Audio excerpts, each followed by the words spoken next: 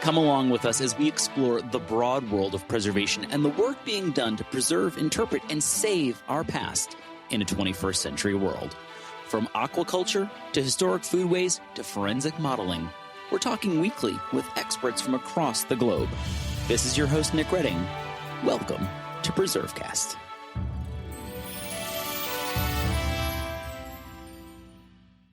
Did you know that the Campaign for Historic Trades, which is powered by Preservation Maryland, is the sponsor of 3 registered apprenticeship programs? The campaign also hosts workshops across the nation, maybe even one in your backyard. Visit historictrades.org to learn more and find a way to learn a trade. This is Nick Redding, and you are once again listening to PreserveCast, and we're excited to have this conversation. It's so timely. A lot of them that we're having this year are designed to be that way, and this one is really perfect for us. We're going to be talking with Zara Anishanslin, who is the author and the mind behind The Painter's Fire, A Forgotten History of the Artists Who Championed the American Revolution. So you can understand why in the 250th anniversary, this would be such a timely conversation. Zara is a professor of history and art history at the University of Delaware, where she is also the director of its museum studies and public engagement program. She has a long and impressive CV, but what I love most about her bio is she says at the very end, according to her children, the only cool thing on her CV is that she serves as the material culture consult for Lin-Manuel Miranda's show, Hamilton, the exhibition, which is great. We'll have to talk to her about that. But a great conversation for material culture, people who are really into that, and art and history and the American Revolution, and what a perfect time to have this. Before we get too far into the conversation, though, Zara, we love to get to know people a little bit and sort of what put them on the path to this version of preservation that they work in. So tell us a little bit about yourself. Where did you grow up, and what led to your interest in writing and history and put you on this path? What was the spark? Thank you so much, Nick, for having me. And I'm so excited. Preservation is one of my most beloved areas of doing history writ large. And I think it's so important in our world today to highlight the role that preservationists do. So thank you for all the work that you do. And thank you to your listeners for supporting the work that you do. So I got into history actually through Old Things That Survive on the Landscape was one of my first introductions to it. I was very close with my mother's parents, and my grandmother, who was from a Pennsylvania family that's been in Pennsylvania so long that I will say descended from her. My children are the 11th generation to be born in Pennsylvania. So longtime Pennsylvanians. And she used to take me around to historic sites, and she was very proud of our Revolutionary War soldier ancestors. And so she would take me to see their graves and the graves of our Moravian missionary ancestors. And so it was really through encountering these historic houses and sites and old graves that I got into history itself and became fascinated with it. And of course, it's not just the buildings and the artifacts themselves, it's the stories that they tell. And so that really was my earliest memory of being fascinated by history, was through the historic things that remain on the landscape and that you can bodily interact with while you're listening to these stories. And so when I say preservation is dear to my heart, I mean that honestly. It's something I remember as a very little girl, sort of going to see a historic site and then having a picnic with my grandmother and letting her talk to me about the past. So, which is interesting because so much of your work is, almost more so on the material culture side. So at some point you must have made the switch from the landscape to the stuff. And tell us a little bit about that. When did that happen during school, or when did you sort of really fall in love with the objects and the material that was left behind by these people? Yeah, so I was trained in programs in which we really didn't separate historic architecture and preservation from decorative arts, for example. And so I don't think of those as two separate things so much. And I think of material culture as encompassing everything from a toothbrush to a cathedral, right? So a very Catholic definition in the sense of very diverse, all encompassing. And my first two books have definitely veered more towards the, things that hang on the wall of a museum or things that are housed inside a museum. But for my new project, I'm actually going back to my roots and looking more at historic landscapes and buildings and looking at places as historical actors. So I'm excited about that. But I would say that to me, we're all part of part of an interconnected world of material things. So I would love people to think of the act of going to a museum and looking at a painting on a wall as very much the same thing as the act of getting in your car and driving to a historic battlefield and looking at the landscape and imagining what unfolded there. Because I think that it's all a way that we can think of history as an embodied thing that we experience. And to me, it's a great reminder that history is not boring. And I think people who think history boring have just not experienced it the right way. And I think experiencing it, through interacting with objects or with landscape or buildings is one of the most inspiring ways to do it. And I think there's a reason that more people get their history from visiting historic sites and museums than reading books that people like me write. Sadly, but true. And so where was your first job in the field? Where did you go to school, and then what did you study, and where did that take you? Yeah, so I did my undergraduate work at University of North Carolina, Chapel Hill. And I like to joke that I went abroad for school because I'd never really been in the South before, even though I had some family background from the South. And it was a wonderful experience. And as many of you and your listeners will know, that campus itself is kind of a historic campus. It's got some gorgeous intact buildings, and it was such a lovely space to study history, which is what I studied there. And I also studied comparative literature, though. So thinking about storytelling and history was very natural for me to put together and blend.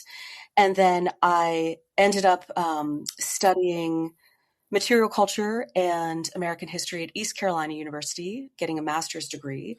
And there I simultaneously worked at the art museum in town and for the North Carolina State Historic Preservation Office, the Eastern Division. And so I was doing art museum work and architectural field work simultaneously. And again, to me, that made sense. I felt like the worlds blended together. And when I finished that degree, I went to Washington, D.C. and worked in museums at the National Building Museum and the Textile Museum, and then went on to get my PhD at the University of Delaware, which is, I'm going to have a proud blue hen moment here, one of the great places in America to study material culture. And so there I really, again, worked with historic architecture, preservation, but also started getting into more of the decorative arts things that are at the Winterthur Museum. So thinking about how a Paul Revere silver tankard can tell us about the past, which had not really been what my training was in before. It was either sort of, art in the classic, traditional, hanging on a wall sense, or buildings. And so Delaware really opened up my concept of using things to study the past and broadened it out from the sort of architectural and art background that I came from. So I was very lucky to land in the places that I did. And they were all places where, again, the place in which these programs are based, whether it's North Carolina or Delaware, they're very much shaped by the surroundings. And as you know, both states have very active historical societies, historic groups, historic preservation efforts. And so I've been very lucky. I've never been in a situation, even though I have been a practicing academic since getting my PhD, I've never been in a situation where I was at a place where what people think of as public history was separated from the more intellectual pursuit of it, disseminated through books and articles and things. Yeah, which is interesting. I mean, obviously, in the United States, we kind of silo it in a certain way, and I think that in the UK, for example, it's a much more holistic approach to these things, and that's what kind of comes through in this book in some respect. Is it's kind of looking at events and places and art and how that shaped experiences. I mentioned at the top of the interview that you're the author of a new book called The Painter's Fire: A Forgotten History of the Artists Who Championed the American Revolution. Tell us a little bit about this book. Where did the idea from it come, and what's sort of the central theme? What's the story, and who are these artists that you're talking about? Yeah, it's interesting that you made the point about the UK being really good at combining what we think of in the States as public history versus academic history, because this book, I spent a lot of time researching it in the United Kingdom. And maybe that explains why I'm so drawn to doing transatlantic histories. I also think it's important to do research, pick research topics that take you to places where you want to spend a lot of time, right?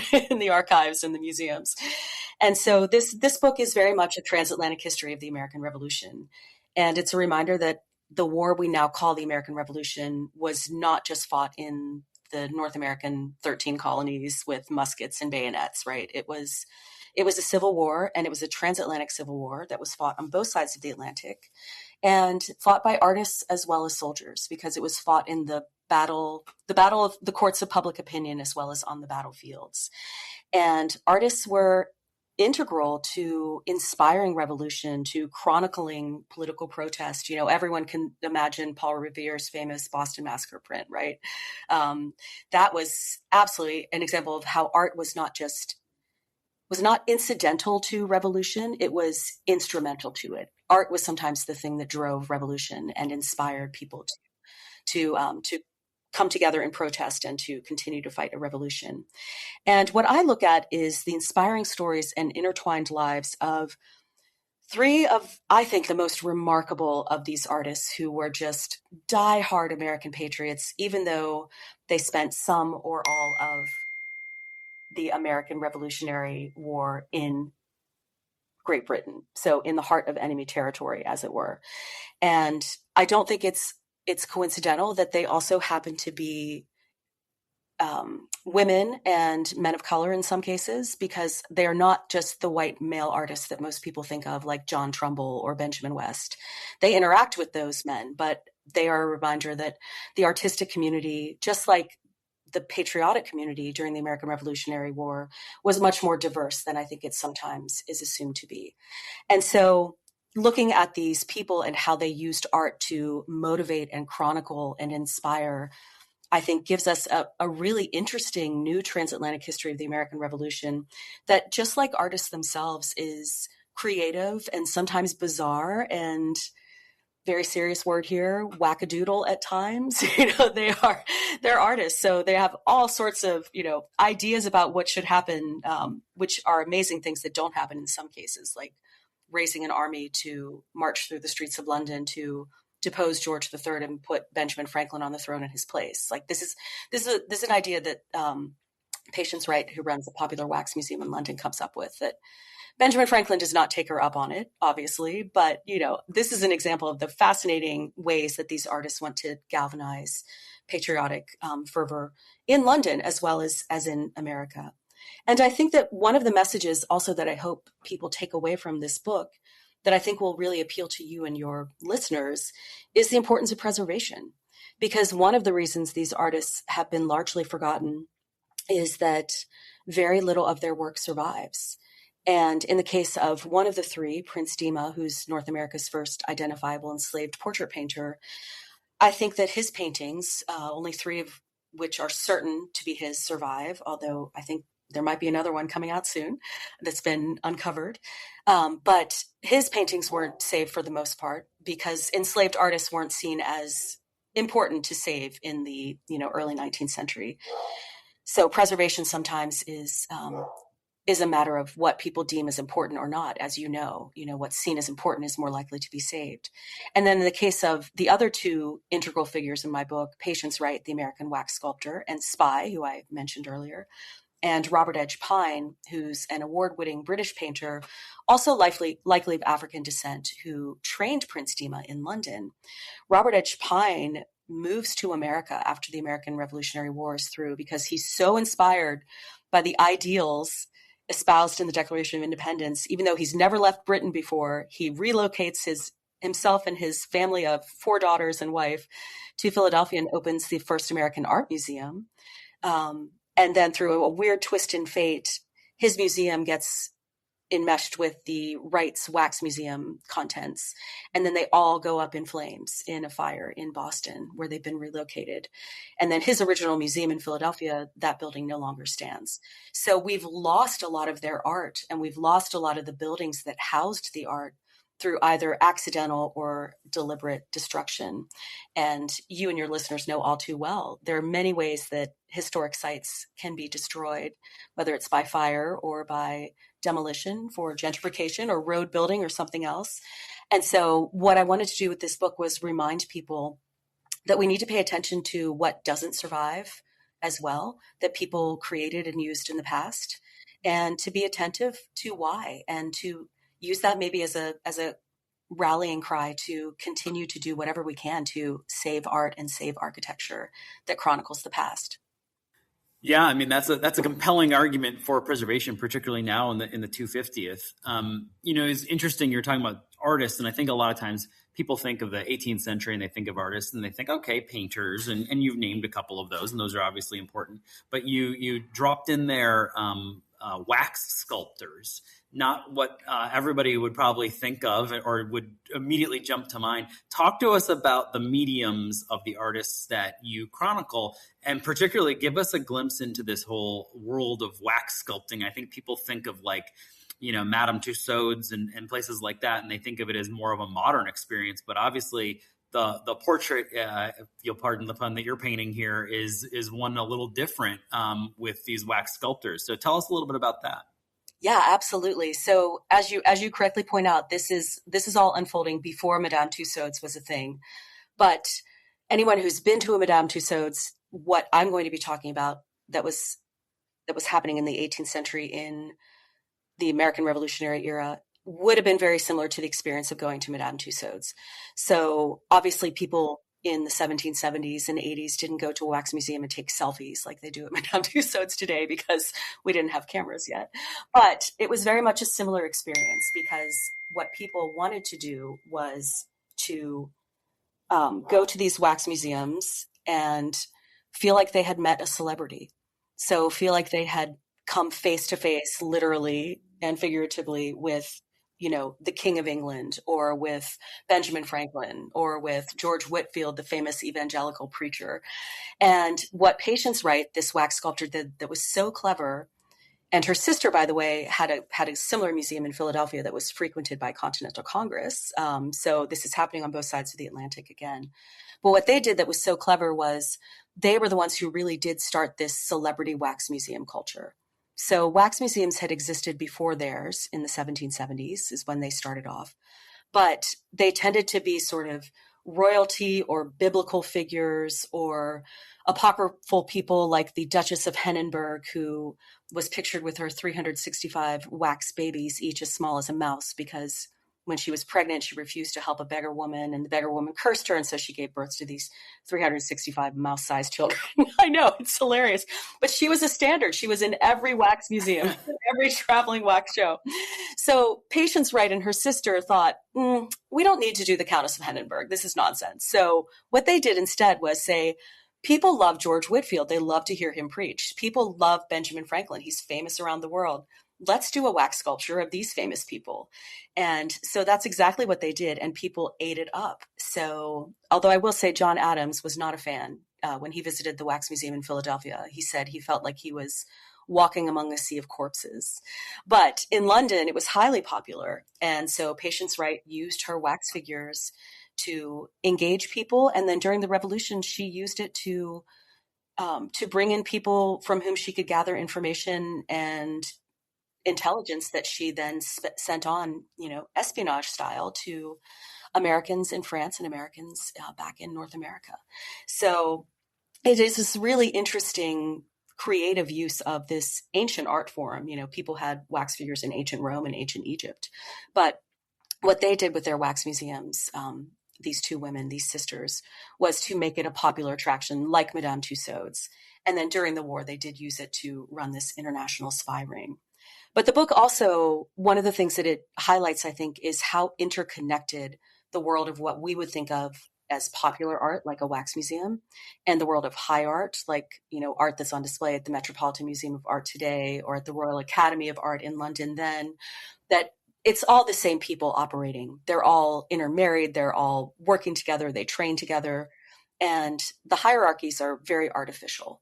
And so wax museums would have been seen as much lower on the artistic hierarchy than paintings at the Royal Academy of Art.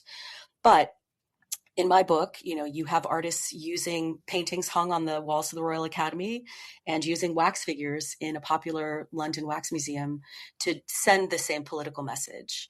So I think it's a great reminder that art is one of the really, widely representative ways that people practice politics, because it's not just limited to one type of art or one, sort of socioeconomic type of art.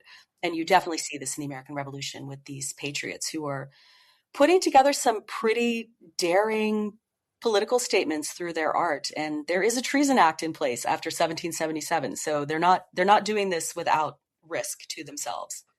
Wow, yeah, putting it in that context is interesting about this concept of art as treason, and it really speaks to the value and places a lot more importance on the way in which we look at the First Amendment as that revolutionary generation coming out and talking about free expression and free speech, and how that has been used by artists as well. Since it's also funny, I love the comment about John Adams. That seems like very on point for John Adams to be grumpy about something.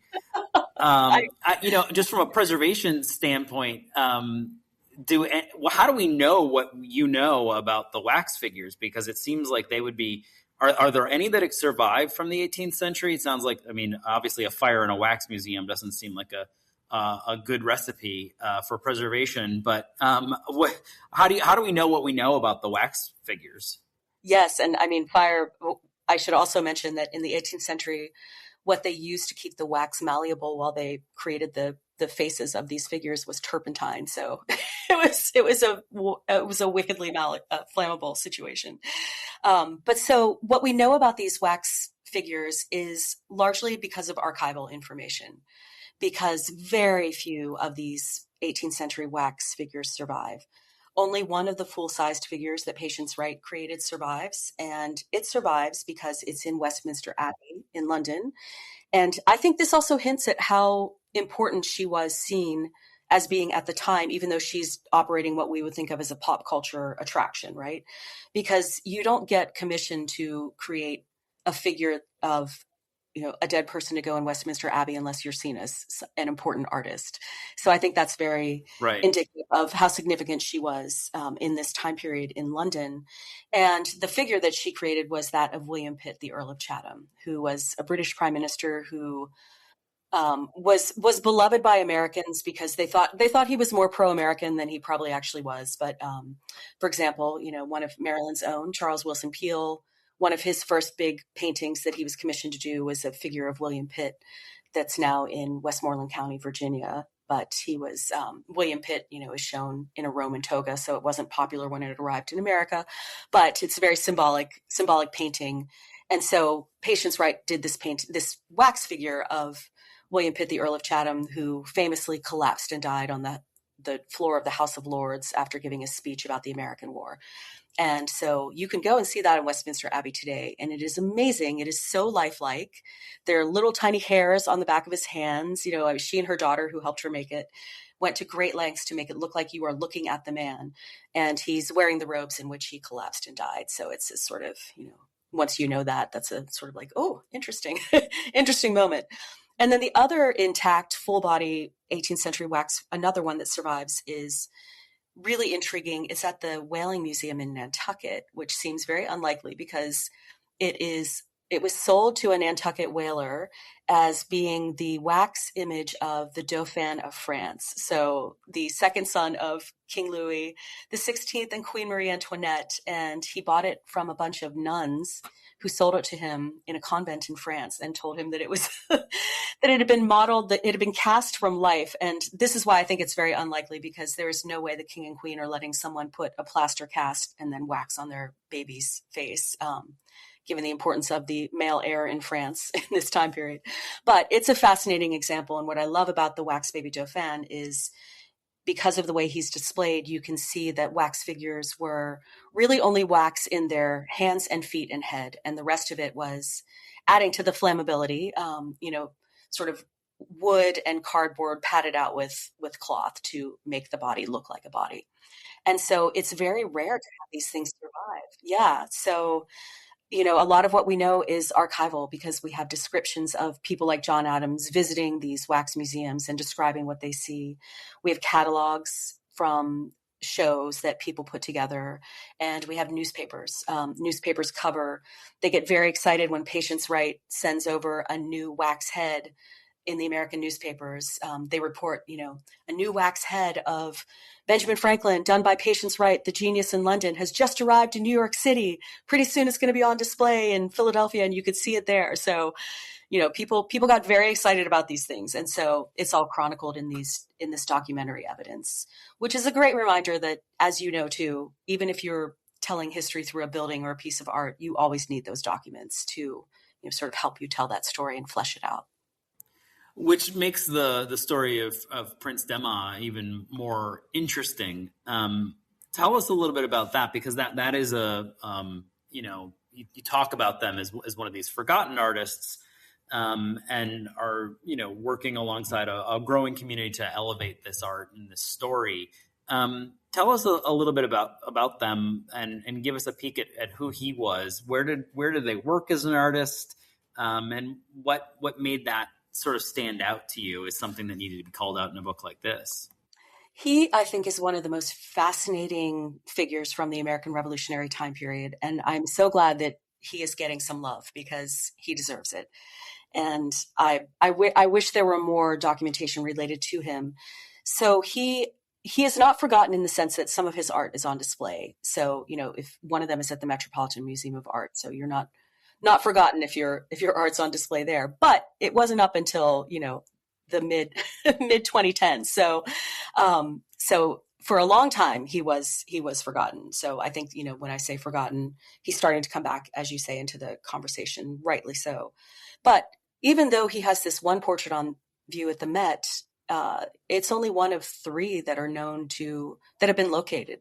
Even though we know from archival documentation that he did many more. And the other 2 are at the Hingham Historical Society, and you can see them on display there. And one of the things that I absolutely love about him is I think his life story is an inspiring tale of the power of creativity and family love and personal resilience to rise above even the most terrible restrictions that society sometimes places on people. Because he was born enslaved, and his mother, Daphne, had come from Africa, a fact that she never forgot, even in her old age, and when she was filing petitions with the state of Massachusetts for help because she was destitute. She was very clear to say that she was from Africa. And so this pride, I think, in her own heritage plays out in the fact that she named her son Prince Dema, because it is not normal for enslaved people to have double names at this point in time. And Dema is an African name. It's either a surname in West Africa or it is a Muslim girl's first name. And so whether it was her last name or first name, we don't know, but she was very careful to give it to him. And then after their enslavers left the country because they were loyalists, and so Prince and Daphne were de facto freed. They were self-emancipated because they stayed behind. They dropped their enslaver's last name, which was Barnes, and they went by Dema as their last name. So a reminder that, there's this resilience and attachment to culture, even though, Prince Dema never made it to Africa himself, and his mother never made it back. But his mother really encouraged their enslavers, a couple called Christian and Henry Barnes, who were merchants in Boston and in Marlborough, Massachusetts. Daphne inspired them to purchase her son back. So in a very sad, one of the sort of typically sad stories of enslavement, not long after Henry Barnes married Christian, they sold Prince Dema away from his mother, probably to Christian's brother. And Daphne never let them forget how upset she was about this. She constantly went on and on about how much she missed her son and how she hated being enslaved. And finally, she said, he's a really good artist and you should buy him back from your brother.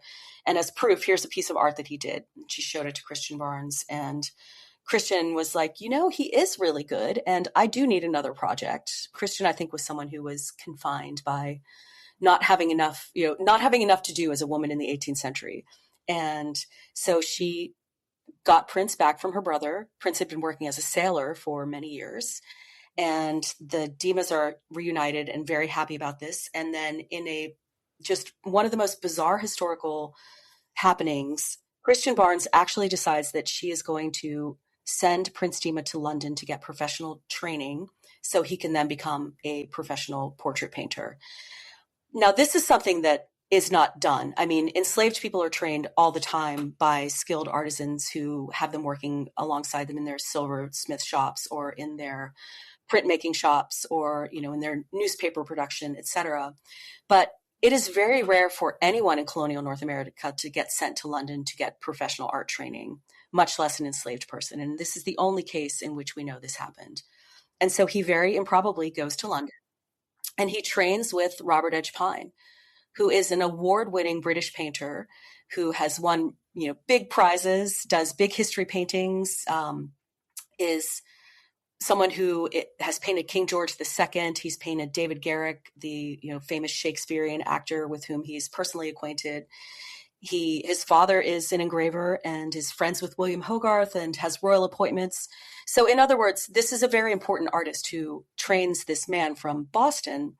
And it's interesting because John Singleton Copley had been asked by Christian Barnes to train Dima, and he refused to because he was a Black man. And I think that Robert Edge Pine agreed to train Prince Dima partly because he was very likely of African descent himself. So this is a really interesting example of a man in Britain training another man, and they likely had shared African heritage, although the Pines were, by the time of Robert Edge Pine's generation, were pretty much passing as white. But it's a really interesting, again, personal intersection here. And I always wonder about their sort of shared politics because, as it turned out, after they trained together, they would both go on to become diehard American patriots and to, take a gamble and potentially sacrifice everything to support the American cause. Because Prince Dima goes back to Boston and does, in fact, set up as a professional portrait painter in Boston. And when the war comes, however, when the protests start, really cranking up in Massachusetts, his enslavers, the Barneses, end up fleeing the country, first for Nova Scotia and then for England. And I think listeners can understand why they would abandon their considerable property to do so when they hear that, among other things, a horse was tarred and feathered to send a message to them about their politics. The only example we know of a horse being tarred and feathered in the American Revolution. And Christian Barnes, alongside Daphne, was held up at gunpoint in the door of her own house and spent a terrifying night not knowing if these patriot soldiers were going to kill her in her own home or not. So sad for the Barneses, but good news for the Dimas because they stay behind and they self-emancipate and they are free people for the rest of their lives. And Prince actually enlists to fight for the Patriots in the Massachusetts militia unit, of which Paul Revere is the second in command. And he sadly dies before the war is done in 1778. And in his will, though, he remembers himself proudly as a free man and a painter. And so I think his story and his mother's are reminders of just the unbelievable power of human resilience and the unbelievable power of creativity to spark into flame regardless of the circumstances. And so I think a wonderful reminder that, there were people in the American Revolution who were inspired by ideological concerns like liberty. And in this case, I think Prince Dima was attached to the cause of liberty because who understands liberty better than someone who hasn't had it for much of their life? Yeah, I mean, wow. I mean, that story is probably worth picking up the book alone, just to kind of dig more into that and understand that, and just understand this broader landscape of art and how it impacted the revolution, which is, there's different lenses of looking at the revolution. We had on an author previously, and we discussed Richard Bell, sort of the revolution as this global war and how it's this global event. And I think it's interesting, instead of just the same old story over and over again, kind of looking at the revolution through different lenses. And one of them, of course, being art and artistic expression. Did many of the artists that you profiled, were they connected in any way? Did they know each other? Do we know how many of them kind of cross paths? Because one of the things that always surprises me is how small Revolutionary War America is. It seems like everybody knew everybody in some way. And particularly when you're researching, it's like, oh, well, this person bumped into this person and this person knew this person. Did you come across a lot of that as well? Yes, absolutely. And in some ways, Patience Wright is like the Kevin Bacon of the Revolutionary era. You can play, 6 degrees of separation with Patience Wright, versus Kevin Bacon, and you'll get the same experience, because she really is connected to everybody, and it's fascinating to just look at her correspondence, for example, much less who's coming to her museum. So just to take these central three people, they are all interconnected, absolutely, in really fascinating ways, personal, political, and artistic. So Prince Dima obviously trains with Robert Edge Pine, so they are intimately connected. And then Robert Edge Pine paints Patience Wright's portrait, and when her youngest daughter marries another British artist who's trained at the Royal Academy called John Hobner. John Hobner, by the way, widely believed to be the illegitimate son of King George III. So this is an interesting moment in which you have this man believed to be the illegitimate son of George III by his peers, not by historians, I should say. But at the time, he was, this is a reminder of how powerful gossip can be. When he marries Patience Wright's youngest daughter, 2 witnesses are there, and one of them is Robert Edge Pine's niece. So this gives you an idea of how tightly connected those 2 families are. And then in terms of Prince Dima and Patience Wright is connected with Benjamin Franklin's sister in Boston, and she also knows other families that his enslavers are friendly with. So it's all part of the same social as well as artistic network in which they're all operating. And as you say, it is surprisingly small. I mean, I think, I think this is always something that is shocking to conceive of. So, we think right now today of New York City as massive, right? So many people living together, on these islands. And at the time of the revolution, there were 35,000 people living in Manhattan in 1776, right? So just to think about the vast difference. So maybe it's not that weird that they tend to know each other because, the places aren't as big. But, the fact that I'm talking about London in a lot of the book, and even in London, these people all know each other. And I think one of the interesting things in London is that I have a chapter, I think it's called St. Martin's Lane, and it's all about this neighborhood, which is, you could walk through it in 10 minutes, but it's where almost all of the artists live. And so they're all crowded together in this space. And so I love to think about, and I have to imagine this, of course, because he doesn't leave any letters describing it. I like to imagine Prince Dima walking through St. Martin's Lane and just bumping into, Sir Joshua Reynolds, or bumping into, Patience Wright. And what an amazing experience that must have been for a man who was obviously inspired by his own artistic abilities, but had spent years on a ship instead, and had come enslaved from Boston and is, dropped in the center of the British Empire's artistic community. It must have been just astounding. And so I think that was probably one of the things that gave him the confidence to go back and literally set up shop painting portraits in Boston when he returned. So again, a wonderful reminder of the power of community in this case, I think, to help to create changes in people's lives. And oftentimes, as you point out, a really small community. I know New York, you're saying, is 35,000. I think if I remember correctly, Baltimore, where we broadcast out of, was something like 6,000. So, yes. I mean, everybody knew everybody. The Peels certainly would have been well known, I'm sure, at that time. This is just obviously a great book for the 250th. We'll make sure that there's a link in the show notes so that people can pick this up. I probably wouldn't be doing my job, though, if I didn't ask about what your kids say is the coolest thing on your CV. How did you get into working with Lin-Manuel and curating that project?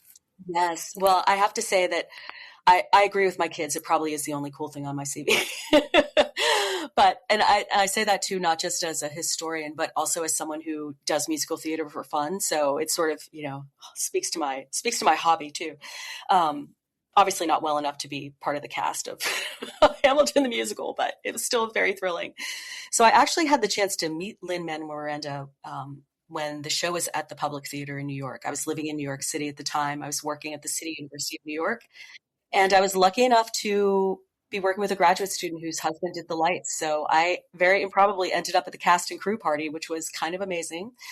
And the closing night, and I got to meet Lynn, and I got to meet Ron Chernow, who very graciously was like, "Oh, you're a real historian, not like me. I just write history books," which I thought was very, generously self-deprecating of him.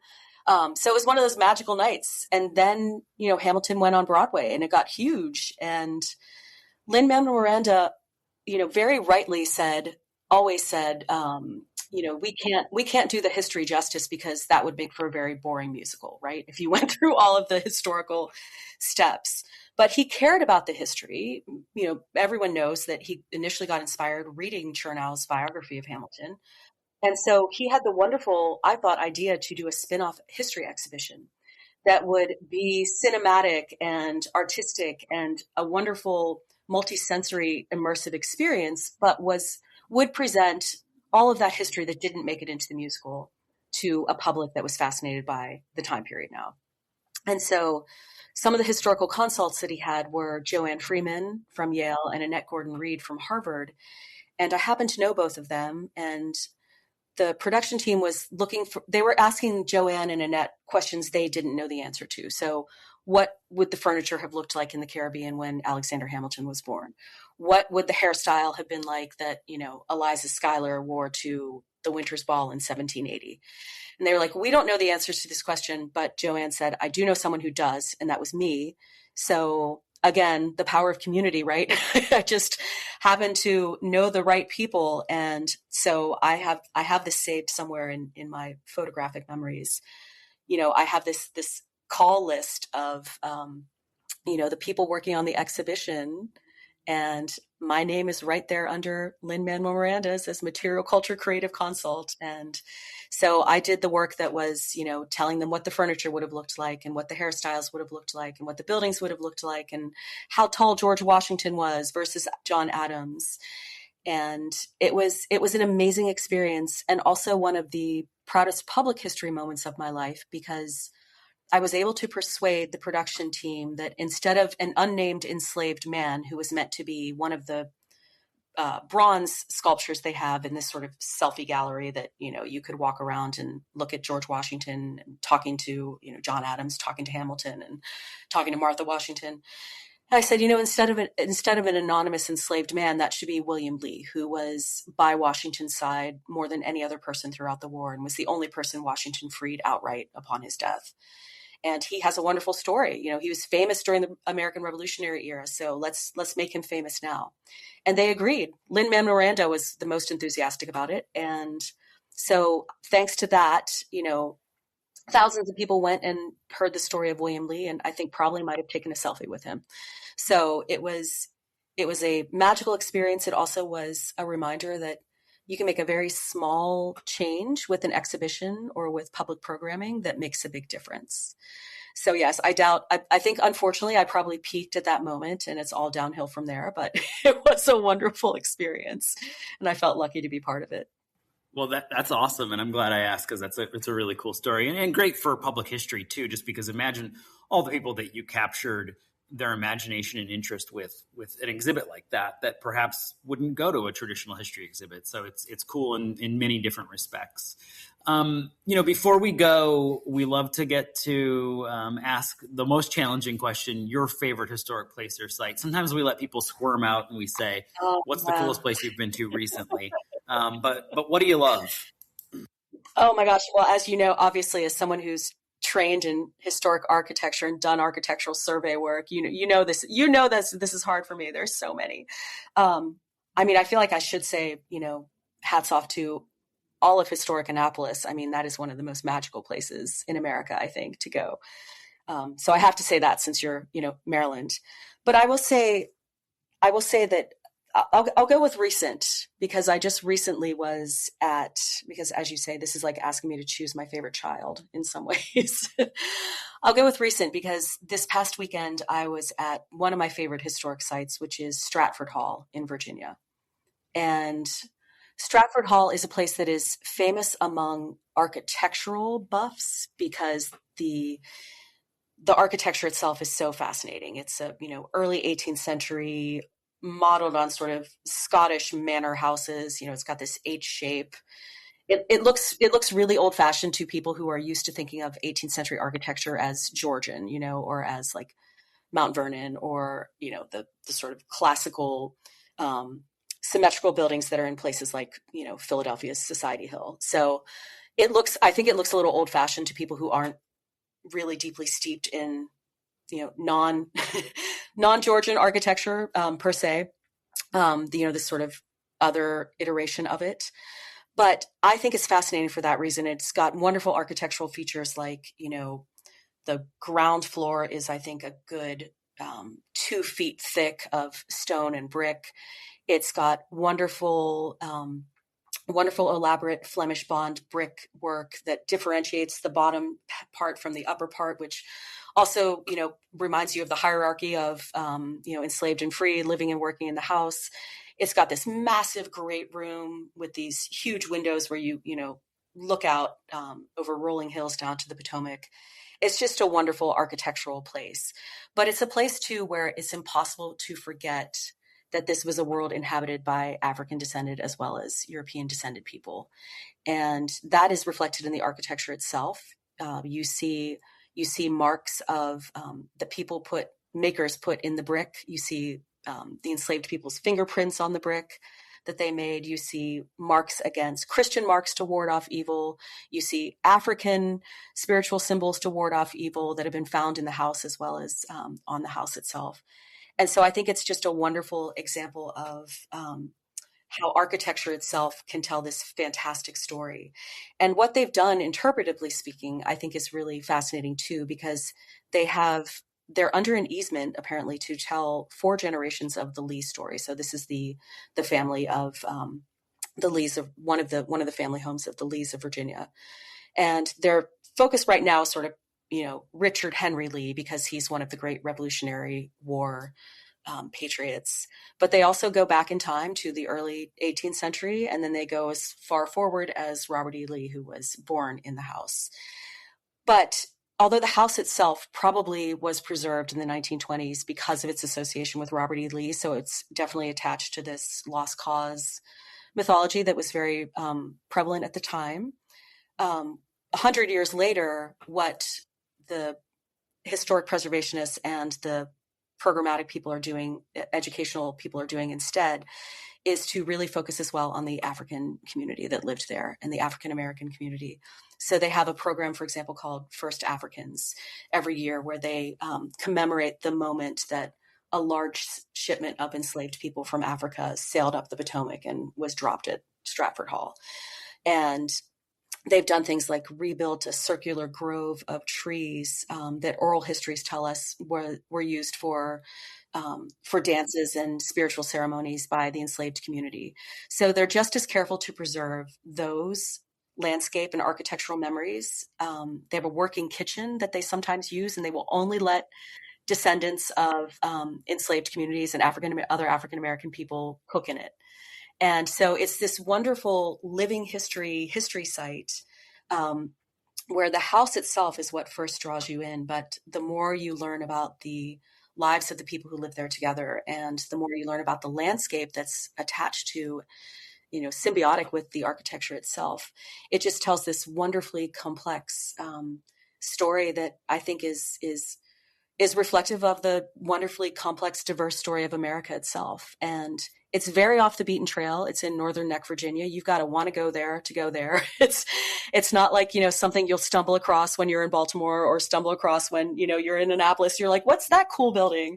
So you got to go. But, I think for people in Maryland, it's interesting too, because you all will know that Northern Neck, Virginia is, connected water-wise with Maryland, right? I mean, you've got the Potomac is connecting your two states. And in some ways it's an artificial distinction, right? To raise a state barrier between the two, because you're really connected by that water as much as separated by it. But so that is, a place where I've recently spent some time, and I think they're doing wonderful work diversifying and complicating the American past as it actually was at the time, but also, making sure that the architecture and the landscape is always evolving and always being preserved in the best possible way. Well, I think it's a perfect place to end the conversation, and a great choice. I've been there and had a similar experience to you. So you did Stratford Hall justice. We'll have to have somebody from Stratford on next and talk about all the things that they're doing there for the 250th. Zara, it's been an absolute pleasure to have the chance to sit down and talk with you. Again, we've been talking with her all about her new book, The Painter's Fire, A Forgotten History of the Artists Who Championed the American Revolution. We'll have a link in the show notes, and look forward to having you back when you publish your next book. We'll talk with you then, I'm sure. Excellent. Thank you so much. And, thank you for all that you do. And thank you for your listeners, for the support that they give to preservation, and, keep fighting the good fight. I know fighting preservation fights can be hard sometimes, but thank you for all you do. And I really appreciate the chance to come on and tell the stories of these inspiring people from the past.